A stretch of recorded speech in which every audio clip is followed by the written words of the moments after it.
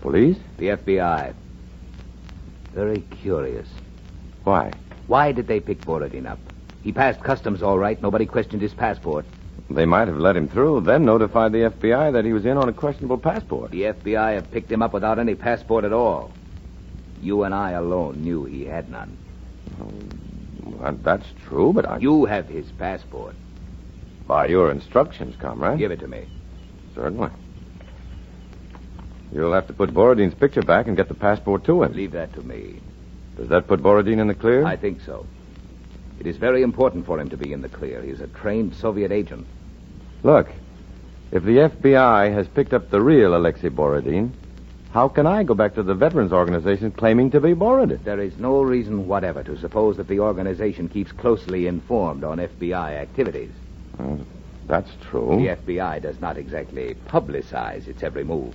That's right. And $12,000 will mean a lot to us right now. Worried? Not now. Let's go back to the car, then.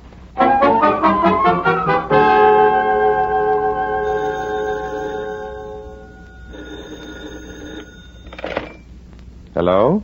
Mr. Borodin? Yes. This is Gregory of the Veterans Organization. I wonder if you could come down to my office and discuss a few final points in the Private Joseph Lazareff matter. Oh, certainly, Mr. Gregory. When would it be convenient for you? Could you make it right now? Coming right down.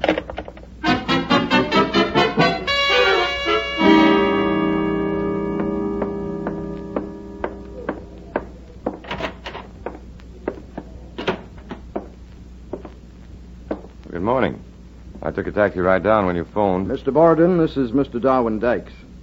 Oh, how do you do, Mr. Dykes? How do you do, Mr. Borodin? I wonder if I might ask you a few little questions. Sure. Go ahead. May I see your passport, please? Passport? You see, I'm new at this job, Mr. Borodin. Simply as a precaution, I called on the FBI to help me out on this matter. The FBI? Yes. Here are my credentials. I see. It's a curious thing. Another Mr. Borodin entered the country by the same port of entry that you did. Somewhere along the line, he claims to have lost his passport. This Mr. Borodin has a passport. I can vouch for that much. Could I see it, sir? Well, I don't seem to have it on me. Oh? I must have left it in my other suit. Well, I have a car outside. I'll run you down to your hotel. Could we stop at a pay station somewhere for a minute or two? There's a phone call I have to make. Privately.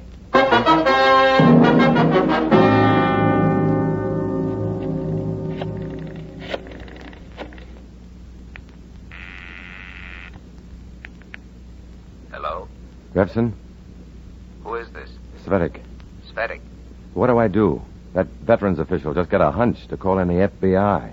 They asked me for my passport, and I don't have it anymore. What do I do? Who is this? Svetik. You have the wrong number. Revson? I'm sorry. You have the wrong number. Hello? Oh, listen. Hello? Ah. They didn't mean the wrong number.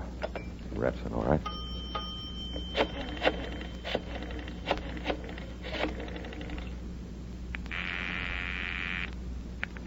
Hello? Hello, drugstore? Drugstore. Dr. Herbert talking. Shoot, Doctor. Listen, I've been picked up by the FBI without my passport. The real Borodin has it. So what do I do? I've called Revson, and he's powdered out on me. What? Revson, the second I said FBI, he didn't know me anymore. Wait a minute. Who is this? I told you, Dr. Herbert. Oh, you're the Dr. Herbert I met yesterday at that party over the cafe on 3rd and Moffett Avenue, aren't you? No. You sound like him. Oh, sure. I met you and your wife at 5 p.m. downstairs. No, 3rd and Moffett. No. Oh, sorry. You've got the wrong party then. Hello? Oh, hello?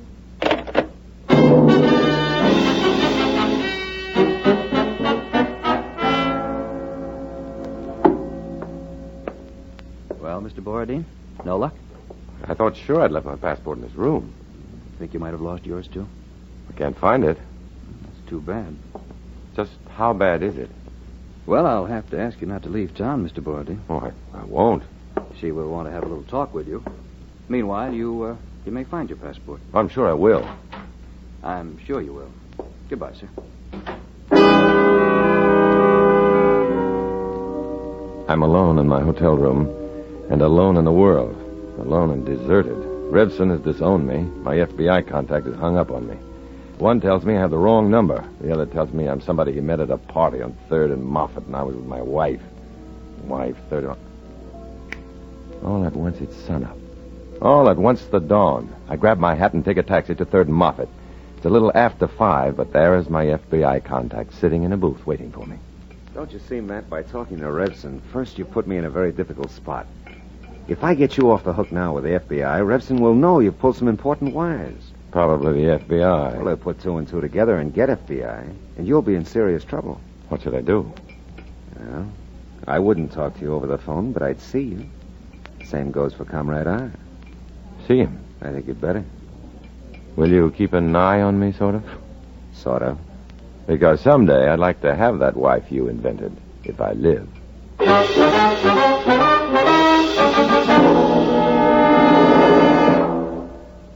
You were a fool, Svetig. An accident of birth, okay. No nonsense, do you hear? How was I to know the Veterans Organization character would call in the FBI? You should not have called me. Then you come to the office. You know the FBI wires offices. All right, so you took me to this rehearsal hall. We're okay. The question now is, what do we do? We have a choice. Only one of you can be the real Alexei Borodin. Borodin is an important agent. Svetig has access to important money. If we look rotten to the Independent Veterans Organization, we lose this $12,000, and they'll always be suspicious of us. Our whole scheme will be exposed. But Borodin is an important agent. Moscow trained, Lenin Institute. If he gets the passport, he stays.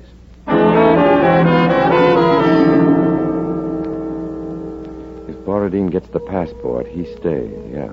He stays. I won't have to steal those pennies from a dead American soldier's eyes. And then I think, sure. But if I don't get the passport, I'll have to get off the hook with the FBI. They'll have to know that I'm FBI, too. I'll get off. But Revson will be suspicious then. Suspicious? No, he'll know. And my usefulness to the FBI will be over. That's the problem, then. Do I want to skin out of robbing a dead soldier for the commies? Or do I want to keep on working for the FBI? I don't know. I just don't know.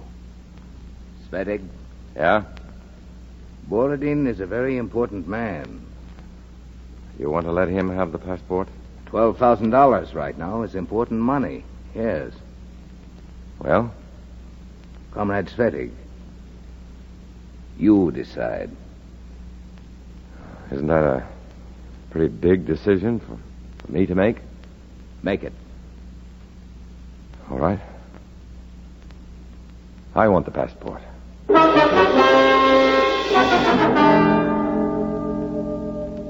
I telephone the Independent Veterans Organization. I'm asked to come down. I show the passport.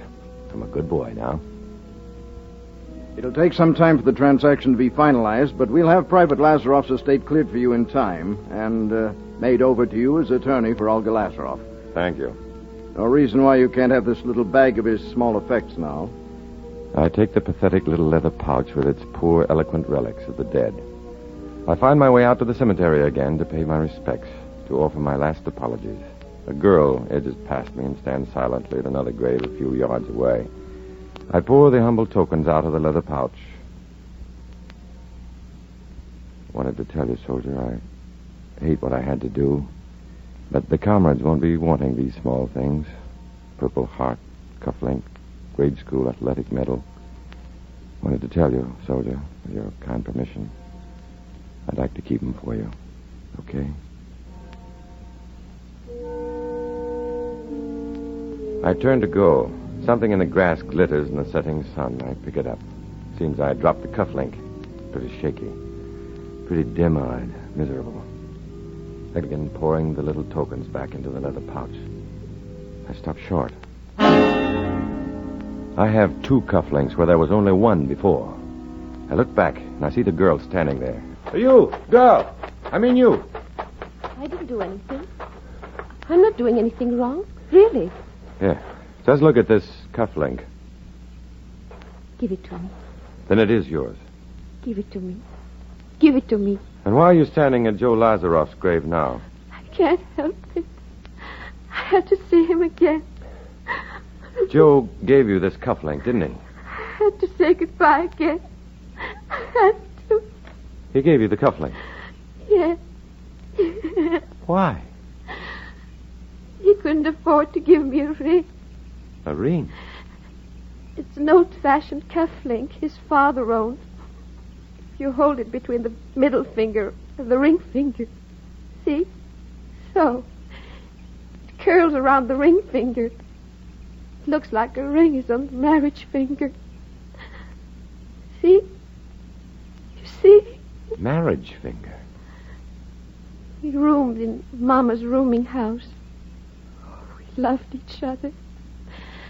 But Mama said no. I couldn't marry him. Oh. But I did. Wow. Secretly. So nobody would find out. We were married almost a year. Oh, we were so happy. Look, listen to me. This is big news for both of us, but mostly for me. Now listen to me closely, Mrs. Joseph Lazaroff.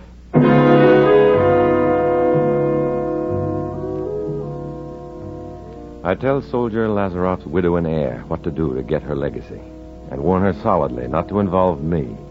I don't leave her with her dead until I know she's got it right. Then I go. I'm a new man, washed clean by the tears of gratitude in her eyes. This is a lump sum the comrades aren't going to get, but they won't know it until I'm sure Alexei Borodin is safely deported again. Twin bill, double victory. I hit the pavement. Away from the grave, the girl, and the gratitude, I come down to earth again. I know that gratitude is great, but I know that nothing will save me if the comrades find out what I've engineered with their help. Comes the showdown. I'm a communist for the FBI. I walk alone.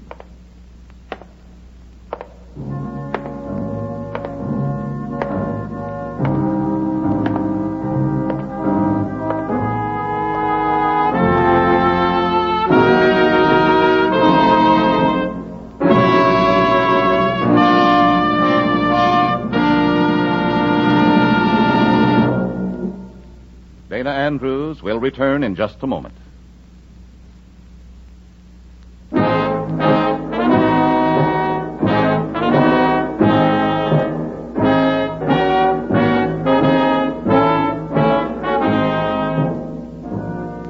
This is Dana Andrews stepping out of the character of Matt Svetich to remind you that our story wasn't pure fiction. Oh, no. We've changed names and modified incidents to disguise the story from the wrong people to protect the right people. But you get the general idea. Sure you do. And that's what counts. Next week, another adventure of Matt Svetich, who worked undercover for the FBI. Hear it, because you're the right people to hear it. Thanks.